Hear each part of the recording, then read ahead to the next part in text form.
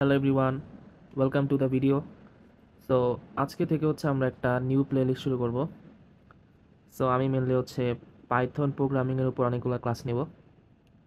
And Python one of the most popular languages.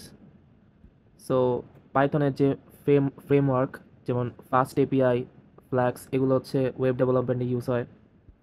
Then Python library, panda, NumPy, এগুলো machine লার্নিংয়ে অনেক বেশি use হয়।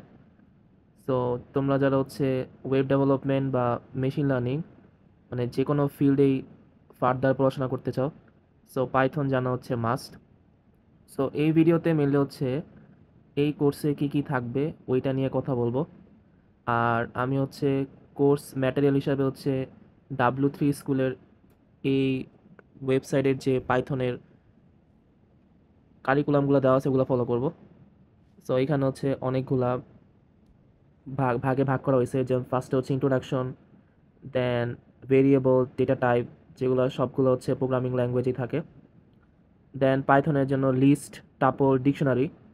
সো এগুলো সবগুলো ল্যাঙ্গুয়েজে থাকে না, সো এগুলো পাইথনে মানে এক্সট্রা ডিফাইন করা হয়েছে। দেন ফর লুপ, ইফ এলস তো সবার জন্য কমন। দেন ফাংশন, ল্যামডা।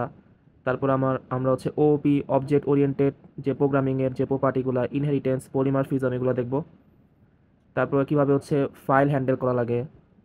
দেন আমরা যাব নামপাই, পান্ডা।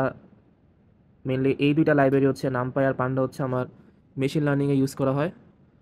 আর এরপরে আমরা দেখব যে ডিজ্যাঙ্গো, মেনলি ডিজ্যাঙ্গো আর ফাস্ট এপিআই, ফ্লাস্ক, এগুলো ওয়েব ডেভেলপমেন্টের ব্যাক এন্ডে ইউজ করা হয়। আর লাস্টলি যে ম্যাট প্লট লিভ, এটা মেনলি তোমার গ্রাফ আঁকার কাজে ইউজ করা হয়, মানে মেশিন লার্নিংয়ের ক্ষেত্রে বেশি ইউজ হয়। যদি কোনো ডেটা সেট দেওয়া থাকে, সো এই ডেটা সেটগুলা গ্রাফিক্যালি ভিজুয়ালাইজ করার জন্য ম্যাট প্লট লিভ বা সিবন আছে, সো এই দুটো ইউজ করা হয়। তারপরে মেশিন লার্নিংয়ের প্রপার্টিগুলো, মানে বিভিন্ন অ্যালগোরিদম আছে, যেমন লিনিয়ার রিগ্রেশন, পলিনোমিয়াল রিগ্রেশন, দেন কে মিনস।